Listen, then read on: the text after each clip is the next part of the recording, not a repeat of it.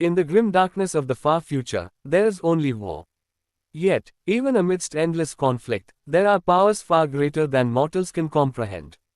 Among these powers, none are so paradoxical, so grotesque, and yet so disturbingly comforting, as Grandfather Nurgle, the Lord of Decay. He is the Plague Father, the bringer of pestilence, the master of rot. But he is also something far more subtle, the God of hope amidst despair, of life that springs even from death. To understand Nurgle is to understand that rot is not simply destruction, it is transformation. For more than 10,000 years, his influence has seeped into the material universe. His plagues have consumed entire worlds, reducing civilizations into fields of disease and ruin. His laughter echoes in the warp, filled with the joy of one who watches new life sprout from decay. But who is Nurgle truly? He is one of the Chaos Gods, born from the collective emotions of living beings. From every fear of death, every moment of despair, every mortal's dread of sickness, Nurgle was born, and in time, he grew vast and bloated with the weight of uncountable lives. Where other gods of chaos offer destruction, rage, or lust, Nurgle offers something different. He does not simply kill. He infects. He transforms. He gives gifts that twist and break the body, but preserve it from the finality of death. To his followers, Nurgle is not a monster, but a father. A god of generosity. A being who takes away pain, and replaces it with the eternal acceptance of rot. The sound of distant coughing and laughter overlaps, as if 1,000 voices both suffering and joyous speak at once. Across the galaxy, from the hive cities of the Imperium to the jungles of forgotten worlds, mortals whisper prayers to Nurgle. They beg him to spare them from plague. They ask him for healing, or strength, or comfort. And he answers, but never without a price. For to accept Nurgle's gift is to become his. Flesh rots, but does not perish. Organs decay, yet still function. Limbs may fall away, yet are replaced with tumorous growths, or Nurglings crawling from the belly. His followers are grotesque, hideous, covered in boils, sores, and disease, yet they are also joyful. Immortal, free from fear. Narrator's tone grows darker. But what happens when Nurgle corrupts you? What does it mean to accept his embrace? In this journey, we will travel deep into the lore of Warhammer 40,000, exploring the corruption of the Plague Father, the nature of his demons, the fate of his champions, and the endless war he wages against the Imperium of man. This is the story of rot and rebirth, of plague and persistence. This is the embrace of decay. Dark ambient music plays, dripping sounds echo as if in a cavern of rot. To understand Nurgle's corruption, one must first understand the very nature of decay itself. Decay is feared by mortals. It is the smell of rotting flesh, the crumbling of stone, the collapse of once mighty civilizations. It is the reminder that all things, flesh, metal, empire, and star alike, must someday end. Yet to Nurgle, decay is not an ending. It is simply another stage of existence. When a body rots, it feeds the soil. When a city falls, scavengers thrive in its ruins. When an empire collapses, something new takes its place. Nurgle represents this eternal cycle. To him, nothing ever truly dies. It merely transforms. The sound of flies buzzing grows louder, then softens beneath the voice. This is why Nurgle is not simply the god of death. That domain belongs more to his brother, Khorne, who revels in slaughter. Nurgle is something more insidious. He is the god of life through death. He is the laughing gardener of the warp, planting seeds of disease and watching them bloom into grotesque forms of existence. Every plague, every infection, every boil and sow upon a mortal's flesh is seen as a flower in his eternal garden. His followers call him Grandfather Nurgle, because in his eyes, every one of his children is precious. He does not hate mankind. He does not wish to destroy it completely. He wishes to remake it, to nurture it in his own horrific image. Music shifts to a twisted, almost cheerful flute, mocking and sinister at once. This is the paradox of Nurgle. In his embrace of decay lies a form of love. His followers do not live in fear. They are free from the dread of sickness and the inevitability of death, for they have already accepted both. They laugh, they sing, they spread his blessings, all while their bodies rot away. It is said that Nurgle's followers smile even as they march into battle, pus dripping from their wounds, Natrails swinging from open bellies, and clouds of flies buzzing around them. For they believe themselves to be the luckiest of mortals, chosen to live forever in the joyful plague garden of their god. The tone darkens, but the so-called gift has a cost. For while their bodies are freed from death, they are also enslaved to rot. There is no clean flesh, no untainted breath, no relief from disease. Their laughter is the laughter of the damned, beings who have lost all humanity in the name of Th. Air Eternal Father. Brief silence, only the sound of flies remains. Thus is the true nature of decay in the service of Nurgle. It is a cycle of despair turned into joy, of corruption turned into transformation. And to those who fall into his grasp, there is no escape. Once you have embraced his gift, you are his forever. The voice lowers, almost a whisper. Decay is not the end. It is the beginning of Nurgle's love. In the galaxy of the 41st millennium, corruption does not come all at once. It creeps, it seeds, it infects slowly, like a disease spreading through a body. To understand Nurgle's embrace, we must walk through the stages of corruption, the journey from mortal to plague bondservant of the plague F. Athar. Stage 1. Desperation. It begins not with faith, but with fear. A mortal suffers, from hunger, from sickness, from war, or from despair. Their world may be crumbling. Their body may be failing. They pray, not to the emperor, not to the false gods of their people, but simply to anyone who will listen. And in the warp, Nurgle listens. His voice comes as a whisper, promising relief, promising comfort. He offers not riches, not power, but something far more tempting in a moment of desperation, hope. Stage 2. Infection. Then comes the first gift. A cough that never fades. A fever that should kill, but does not. The body weakens, yet somehow endures. Where another mortal would perish, this one survives. And in surviving, they feel something strange, gratitude. They believe themselves chosen, protected by something greater. Soon, the sickness spreads. Lesions bloom across the flesh. The skin grows pale and clammy. Maggots burrow in the wounds, but the pain becomes almost comforting. They begin to laugh through their suffering, for Grandfather Nurgle has given them strength. Quote, Stage 3. Transformation. At this stage, the mortal's body becomes a canvas for Nurgle's art. Their belly swells with bloated intestines. Their skin splits, leaking pus and filth. Flies nest in their mouths and eyes. Yet still, they do not die. Instead, they feel joy. The fear of death, gone. The fear of pain, gone. They laugh as they bleed. They sing even as worms crawl from their wounds. For they are no longer human in the eyes of the Imperium. They are something more. A servant of the plague god. Stage 4. Devotion. By now, the mortal is lost to the Imperium, but they no longer care. Their mind is filled only with love for Grandfather Nurgle. They spread his blessings willingly, coughing into the air of crowded cities, bleeding into rivers, embracing others so that the infection may pass on. They may join a cult, worshipping in secret. They may take up arms as part of the Death Guard or another warband. But wherever they go, they carry his plague, leaving trails of rot and ruin behind them. Stage 5. Immortality. The final stage is the most terrible, and the most blessed. The mortal sheds the last remnants of their humanity. Their soul is claimed by Nurgle, their body transformed beyond recognition. Some become plague bearers, demon servants who count the endless diseases of their god. Others become hosts for Nurglings, their bellies splitting open to release swarms of laughing, mischievous demon children. And a rare few, chosen above all, ascend into true demon princes of Nurgle, eternal champions of decay, spreading rot across the stars. Immortality, yes, but at the cost of everything they once were. Quote, Grandfather Nurgle is not a god of cruelty without reason. To his followers, he is a giver, a bringer of gifts.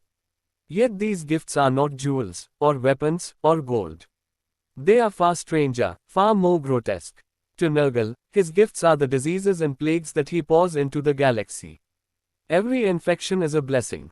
Every wound that festers is a mark of his love. His children do not fear these curses, they embrace them, for each plague brings them closer to their father's eternal garden.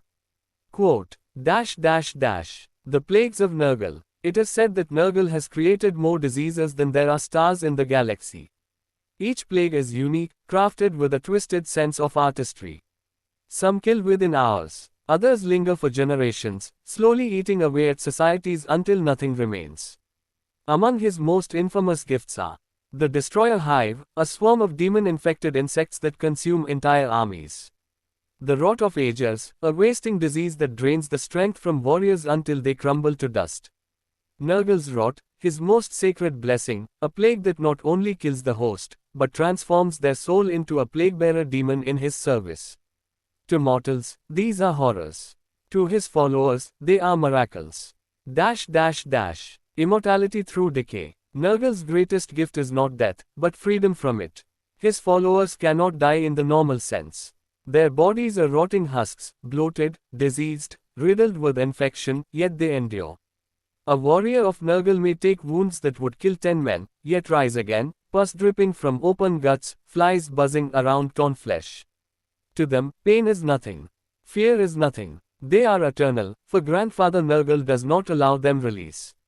This is why the Death Guard, his chosen legion, are so terrifying. They march unceasing, unyielding, an army of walking corpses that never tire, never break. Quote, The joy of suffering. Perhaps the strangest gift of all is the joy Nurgle grants his followers. Though their bodies are covered in boils and sores, though their insides rot and their lungs wheeze with phlegm, they laugh. They sing. To them, every cough is a hymn, every burst of pus is a flower blooming in Nurgle's garden. They feel no shame, no despair, only love for their god. This is why they are so dangerous, for they do not see themselves as monsters. They see themselves as blessed.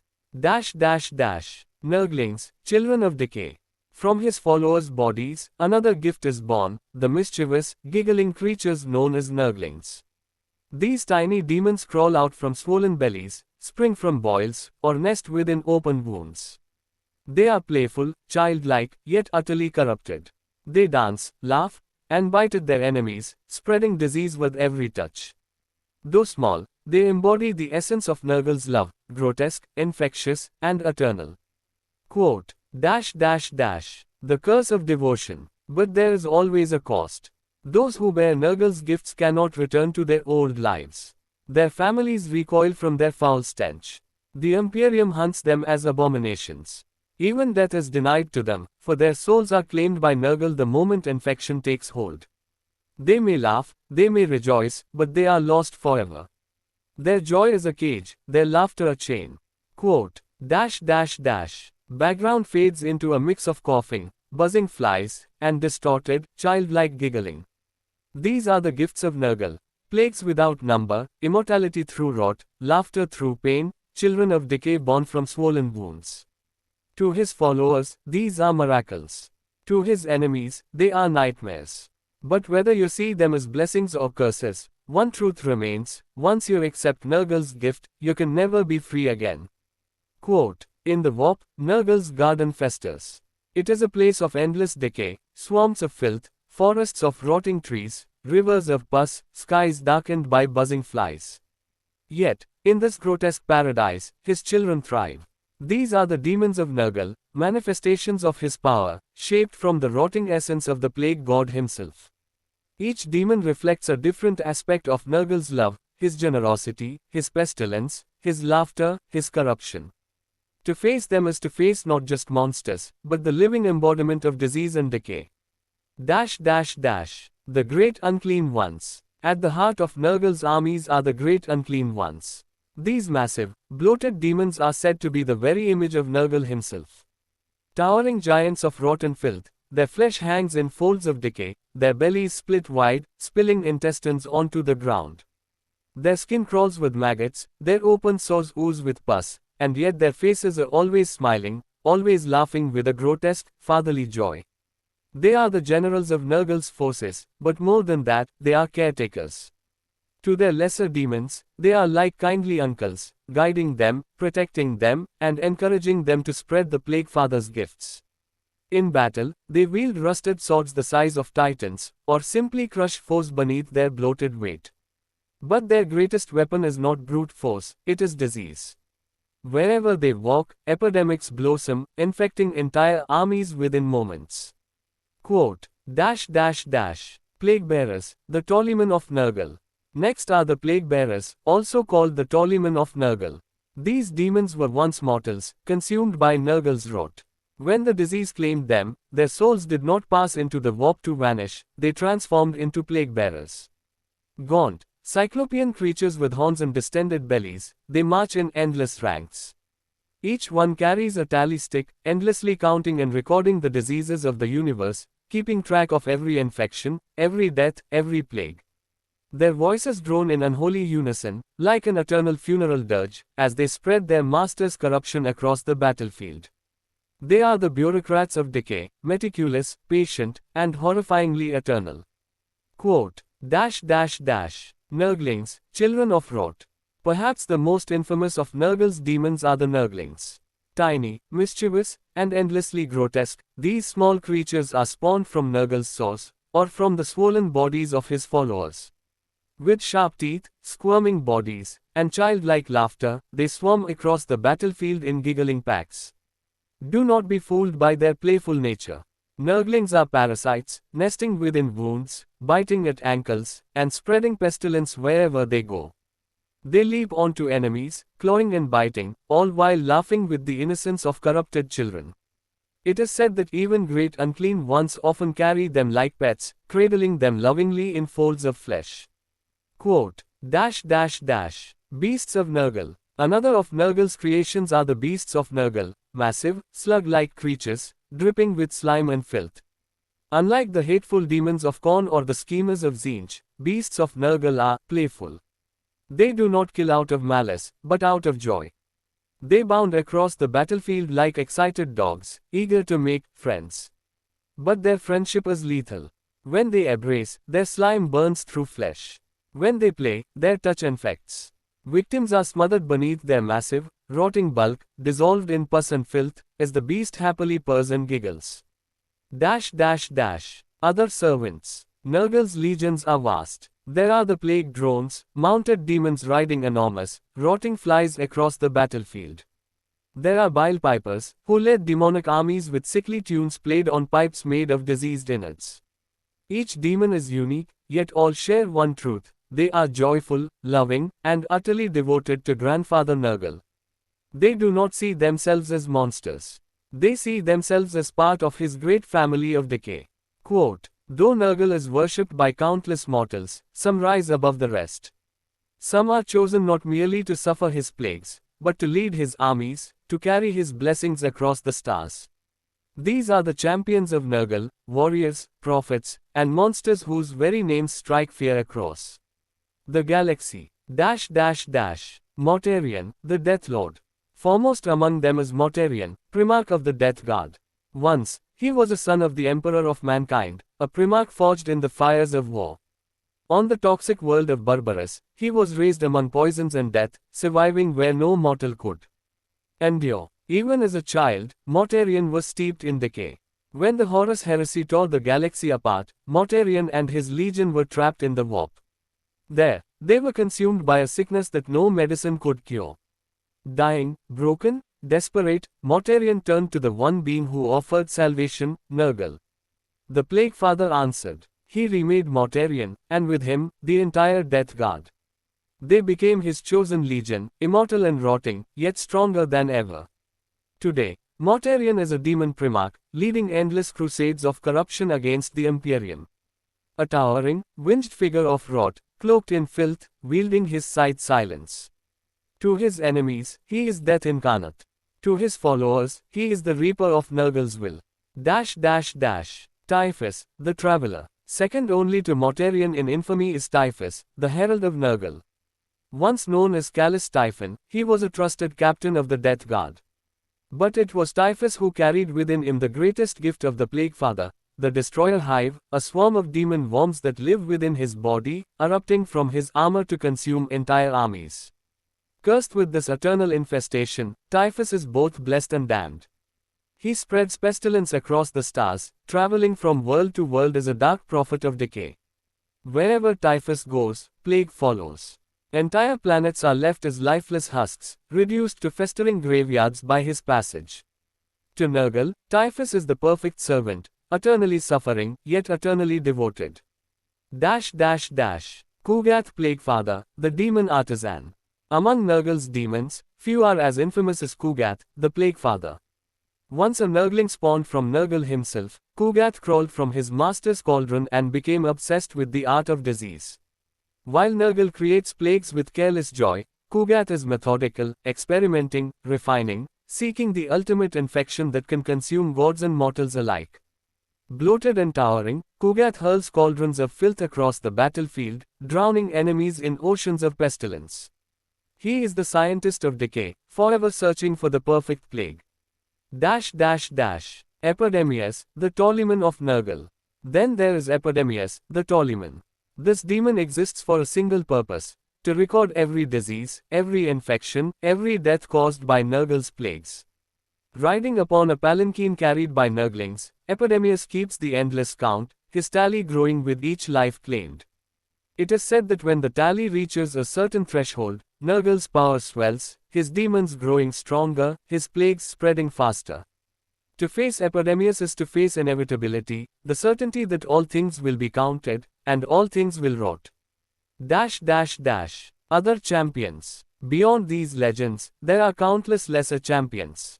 Necrosius, the first Nurgle sorcerer, whose dark rituals spread the Plaguefather's influence. Festus the Leechlord, a physician of chaos, who heals by infecting his patients with new diseases. And innumerable warlords, sorcerers, and cult leaders, each carrying the plague into the stars. Together, they form a hierarchy of corruption, mortals and demons alike, bound by devotion to their rotting god. The Imperium of man is a vast, unyielding empire. But even its might cannot hold back the creeping rot of Nurgle forever. For 10,000 years, the Plaguefather has waged his own war, not a war of guns and bombs alone, but of sickness, despair, and inevitable decay. This is the Long War. It is not fought only with blades and bolters. It is fought with epidemics, with famine, with rot that seeps into every crack of the Imperium's defenses. To fight Nurgle is not merely to fight an army, it is to fight inevitability itself.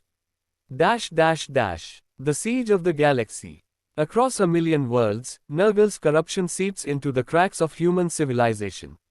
On hive worlds, where billions live crammed in filth, a single infected cultist can unleash a plague that sweeps through entire cities before the Adeptus Arbites can react. On agri worlds, crops rot in the fields, tainted by spores unseen. On void stations, recycled air carries coughs that never end, until whole crews rot in their armor. Everywhere humanity lives in despair, Nurgle's influence finds fertile ground. Quote, The Death Guard's crusades. Leading these plagues are the Death Guard. Once the proud legion of the Emperor, they are now the eternal soldiers of Nurgle. Clad in rusted armor, bloated with disease, they march as living corpses. Unlike other Chaos Legions, the Death Guard do not rush headlong into battle. They grind their enemies down with attrition, with patience, with unending endurance. No wall is too strong, no fortress too fortified. Time itself is their greatest weapon. Where the Death Guard lay siege, starvation and plague do the work of bolters and blades. Whole planets are reduced to rotting husks, their people transformed into Nurgle's faithful or left as carrion for flies. Quote, Notable campaigns of decay. There are countless wars, but some stand above the rest. The fall of Ajax, once a garden world of the Ultramarines, Ajax became a breeding ground for Nurgle's plagues. Its lush fields turned to pestilent swamps, its skies blackened by flies, until the planet was nothing more than a plague-ridden shrine to the rot god. The plague wars of Ultramar, led by Mortarion himself, these crusades sought to corrupt the very heart of Robot Gilliman's empire. On world after world, the Death Guard clashed with the Ultramarines, spreading despair even in defeat. The destroyer plague of Typhus. With his cursed destroyer hive, Typhus has led fleets of contagion across the stars. Entire sectors have been lost, their populations extinguished not by weapons, but by coughing fits that turn to mass graves. The slow victory of decay. Nurgle does not need to win great battles to triumph. He does not need to conquer terror or slay the Emperor. For in every hospital bed where the dying gasp, in every famine-struck city, in every hopeless cry of despair, his laughter echoes. Even now, as the Imperium struggles against countless foes, Tyranids, Orcs, Necrons, and the other Chaos gods, Nurgle's rot continues to spread. It does not matter how many victories the Imperium claims. In the end, time is always on Nurgle's side. For all things rot, all things decay, and in the end, all things belong to him. Quote, "To be touched by Nurgle is not merely to be infected in body, it is to be transformed in mind. Mortals fear disease for the pain it brings, but Nurgle's corruption is far worse, it attacks the soul, reshaping thought, emotion, and perception. Once the rot takes hold, the victim begins to see the world differently. Where mortals once felt fear, they feel joy. Where they once felt disgust, they feel love. And where they once sought life, they now embrace decay as comfort." Quote, Step 1. The denial of pain. At first, the suffering is unbearable. Lesions erupt, boils fester, limbs swell and rot. The infected scream, writhe, and curse their fate. But then something changes. Pain begins to fade. Not because the wounds heal, they do not. But because the mind bends. Nurgle whispers, "It is nothing. It is my gift. You are safe in my garden." Suddenly, every agony becomes a twisted pleasure. Every cough, every itch, every spasm of nausea is reassurance. The mortal learns to laugh through pain, to dance amid rot. Their body decays, but their spirit adapts, and in adaptation, they are trapped. Quote, Step 2. Joy through disease. As the disease progresses, something stranger happens. The mortal begins to take pride in their corruption. They see beauty in pus, art in boils, joy in the crawling nurglings that emerge from their flesh. They laugh while bleeding. They sing while their organs fail. Their laughter is infectious, drawing others into the embrace of Nurgle. They begin to view the world as Nurgle does, a garden of decay, where suffering is love, and death is simply another stage of life. Quote, Step 3. Alien perspective. The mind begins to change completely. Friends and family are no longer seen as companions, but as vessels of disease, carriers of Nurgle's love. Enemies are not hated but welcomed, for they are destined to join the garden. Sleep, hunger, and fear all vanish. Time loses meaning. Pain is irrelevant. Only laughter, only decay, only service to Grandfather Nurgle remain. Step 4. Loss of self. Eventually, the mortal's identity is consumed. Memories of their past life fade. Names, titles, desires, ambitions, all dissolve in the miasma of rot. What remains is a single purpose, to serve Nurgle. To spread his blessings. To laugh, to cough, to rot endlessly. The individual is gone. In its place stands a being of pure corruption, joy, and eternal devotion. Step 5. Eternal servitude. And yet, there is one final horror. Death cannot free them. Healing cannot save them. Their body is both gift and prison. They will endure, rotting and laughing, for all eternity. Even as civilizations crumble, as stars die, as empires fall, they remain. Immortal, diseased, and joyous. Forever part of Nurgle's garden, forever a child of the Plague Father. It is the ultimate psychological trap. Infinite life, infinite rot, infinite laughter, and no escape.